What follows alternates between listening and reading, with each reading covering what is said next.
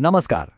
ક્યારેય એવું વિચાર્યું છે કે મનમાં આવેલો કોઈ આઈડિયા, કોઈ વાર્તા એને એઆઈની મદદથી એક જીવંત એનિમેટેડ ફિલ્મમાં ફેરવી શકાય? તો ચાલો આજે આપણે આ જ જાદુઈ દુનિયાની સફર કરીએ. આ વાત સાંભળ્યો? વાહ, તું તો સાચે જ છે. મને તો એમ જ કે તું એઆઈ છે. પણ મજાની વાત ખબર છે, આ અવાજ ખરેખર એઆઈએ જ બનાવ્યો છે, કોઈ માણસનો અવાજ નથી આ. તો સવાલ એ થાય કે એક સ્થિર ફોટામાં આટલો જીવ કેવી રીતે આવ્યો, એ બોલી કેવી રીતે શક્યો? ચાલો આજના આ વિશ્લેષણમાં આપણે આ જાદુ પાછળની ટેકનોલોજીને નજીકથી સમજીએ. જુઓ, પહેલાંના જમાનામાં એનિમેશન બનાવવું એ કોઈ નાનીસૂની વાત નહોતી. એના માટે ખાસ આવડત જોઈતી હતી, મોંઘા સોફ્ટવેર જોઈતા હતા અને સમય તો એટલો બધો જતો રહેતો કે પૂછો જ નહીં. દરેક માટે આ શક્ય જ નહોતું. પણ હવે છે ને, આખી ગેમ જ બદલાઈ ગઈ છે. હવે તો કોઈપણ વ્યક્તિ પોતાના વિચારને એક મસ્ત મજાની એનિમેટેડ સ્ટોરીમાં ફેરવી શકે છે, અને એ પણ એઆઈ ટૂલ્સની મદદથી. અને સૌથી બેસ્ટ વાત, આના માટે કોઈ સ્પેશિયલ ડિઝાઇન સ્કિલ્સની પણ જરૂર નથી. વિભાગ 1, એઆઈથી બનતું એનિમેશન હવે હકીકત છે. તો ચાલો તમારી પહેલી એઆઈ ફિલ્મ બનાવવા માટેની એકદમ સિમ્પલ 5 સ્ટેપની રેસિપી જોઈ લઈએ. આખી પ્રોસેસ છે ને એકદમ સરળ છે, બસ આ 5 સ્ટેપ્સમાં. સૌથી પહેલાં વાર્તા લખવાની, પછી એમાં અવાજ ઉમેરવાનો, ત્રીજું દ્રશ્યો તૈયાર કરવાના, ચોથું પાત્રોમાં જીવ પૂરવાનો, અને છેલ્લે બસ આ બધાને જોડીને એક ફિલ્મ બનાવી દેવાની. ચાલો તો એક પછી એક સ્ટેપને ડિટેલમાં સમજીએ. વિભાગ 2, સ્ક્રિપ્ટથી અવાજ સુધી. હવે આપણે જોઈશું કે આપણા પાત્રોને શબ્દો અને એમની પોતાની એક અલગ પર્સનાલિટી કેવી રીતે આપી શકાય. સારું, તો પહેલું પગલું છે વાર્તા બનાવવાનું. અને અહીંયા ChatGPT જેવા એઆઈ ટૂલ્સ કમાલ કરે છે. તમારે ખાલી થોડી માહિતી આપવાની છે, જેને પ્રોમ્પ્ટ કહેવાય, અને બસ એઆઈ તમને તરત જ એક આખી વાર્તા પાત્રોના ડાયલોગ્સ સાથે લખીને આપી દેશે. દાખલા તરીકે આપણે એઆઈને બસ આટલું જ કહેવાનું છે કે ટોપિક છે એક અચાનક મુલાકાત, થીમ છે હ્યુમર, પાત્રો છે 2, અને ટોન રાખવાનો છે થોડો વિનોદી. બસ આટલી માહિતીમાંથી એઆઈ એક આખી સ્ક્રિપ્ટ બનાવી દેશે. ઓકે, વાર્તા તો બની ગઈ, પણ અવાજનું શું? એના માટે પણ એકદમ સહેલો રસ્તો છે. ChatGPTમાં જ એક રીડ અલાઉડ ફીચર આવે છે. એમાં તમે અલગ પુરુષ અને સ્ત્રીના અવાજોમાંથી પસંદ કરી શકો છો. પછી બ્રાઉઝરમાં એક નાનકડું એક્સટેન્શન નાખીને એ ઓડિયો રેકોર્ડ કરી લો, અને દરેક પાત્ર માટે અલગ ફાઇલ બનાવીને સેવ કરી લો. બસ. વિભાગ 3, એક સરખા દેખાતા દ્રશ્યો બનાવવા. મતલબ કે આપણી વાર્તા માટે એક એવી દુનિયા બનાવવી જે આખી ફિલ્મમાં એક સરખી દેખાય. હવે એક મોટો પડકાર એ હોય છે કે આખા એનિમેશનમાં આપણા પાત્રો એક સરખા કેવી રીતે દેખાય. તો એના માટે Design.aiનું નેનો બનાના મોડેલ ખરેખર જબરદસ્ત છે. એની ખાસિયત જ એ છે કે એ એક ફોટા પરથી પાત્રનો દેખાવ પકડી રાખે છે, અને પછી તમે કહો એવા અલગ સીન્સ બનાવી આપે છે. અને આ સીન્સ બનાવવા પણ સાવ સહેલા છે. આપણે ખાલી લખીને એઆઈને કહેવાનું છે, જેમ કે એક છોકરી કાફેમાં બેઠી છે અને બાજુમાં ઊભેલા વેટરને ઓર્ડર આપી રહી છે. અને બીજું ઉદાહરણ જો, છોકરો અને છોકરી એક કાફેમાં સાથે બેઠા છે. જોયું? એઆઈએ પાત્રોનો દેખાવ બરાબર એવો જ રાખીને એકદમ નવું દ્રશ્ય બનાવી દીધું. આ ટેકનોલોજી ખરેખર અદ્ભુત છે.